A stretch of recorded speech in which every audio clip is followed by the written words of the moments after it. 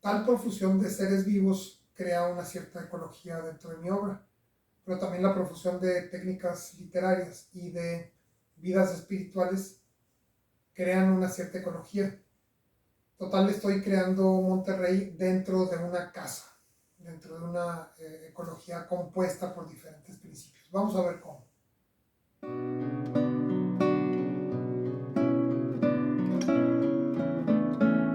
Felipe Montes.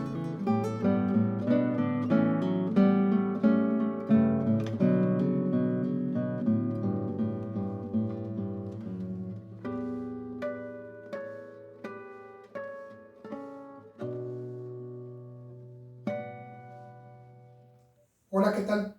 Estamos acostumbrados a usar el término ecología como un sinónimo de biosistema, de ecosistema, de conjunto de biomas o de un solo bioma, ya depende de quién lo esté usando, porque ya el uso es sumamente laxo y elástico.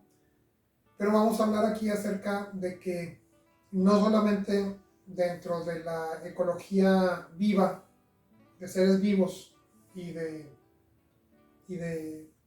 montañas y minerales y otro tipo de fuentes de energía, influye en lo que ocurre en mi obra, sino también el tipo de vida espiritual que los seres vivos tienen y sus rasgos físicos, por no mencionar también, ya saben, las técnicas verbales y todo lo demás.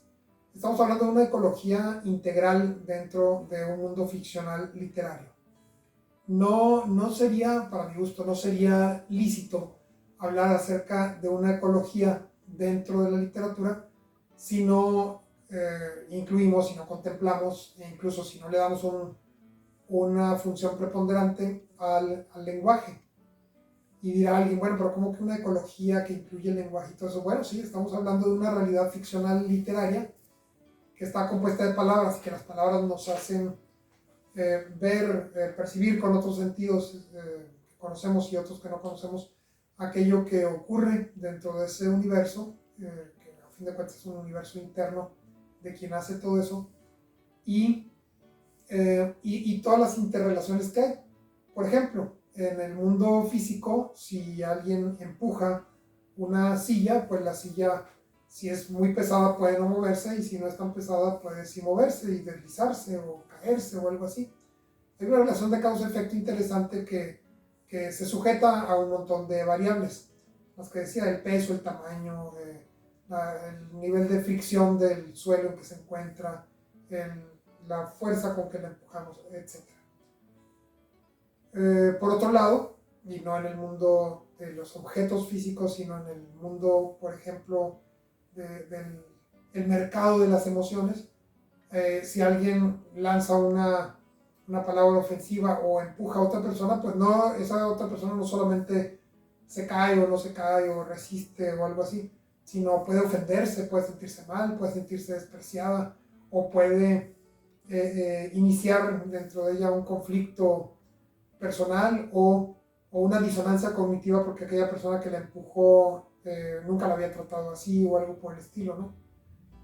Y en otro terreno podemos empezar una frase con sujeto y luego utilizar un verbo y causar un cierto suspenso para que quien lo reciba o nosotros mismos esperemos que haya un complemento o algo por el estilo, ¿no?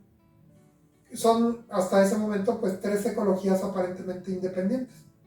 Sin embargo, imagínense cuando uno de los personajes empuja una silla y le grita una palabrota a la silla y el lector ve esa palabrota y se conmueve o le genera un contraste con respecto a la manera en que ese personaje se había expresado tradicionalmente.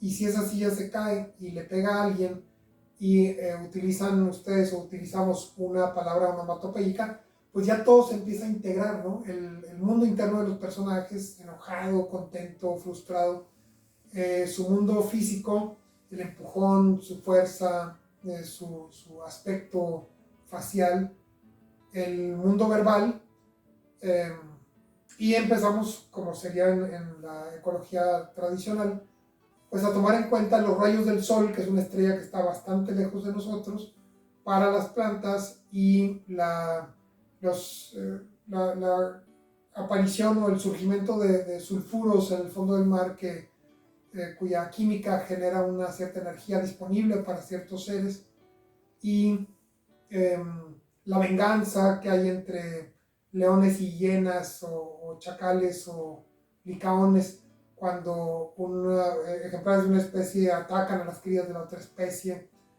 Y todo se hace más complejo y por lo tanto también más rico. Todo se hace más complejo no quiere decir que en toda la obra literaria tenga que aparecer todo tipo de ingredientes.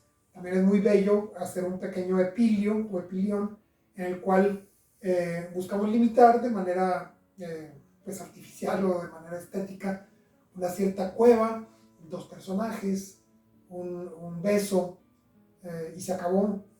O como lo hizo Luis de Góngora, pues un cíclope, la amada del cíclope, el amado de la amada del cíclope, la roca, el río. No les platico la historia, pero ustedes lean la fábula de Polifemo y Galatea.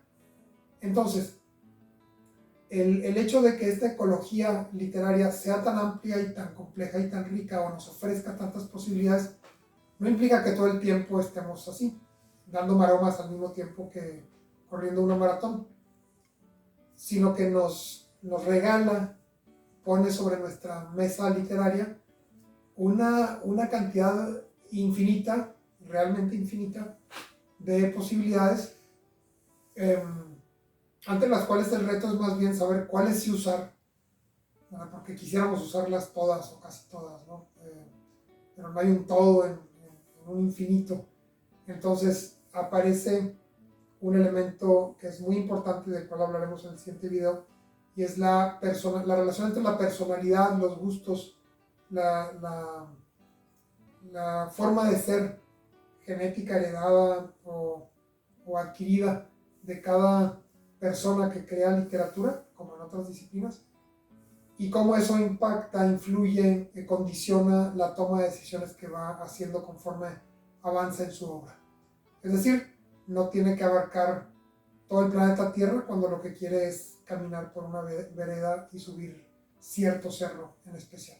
Aventura habrá. No nos preocupemos, bueno, preocupémonos, pero no suframos por aquello que no hacemos o que pensamos, tememos que no vayamos a hacer. Muchas gracias.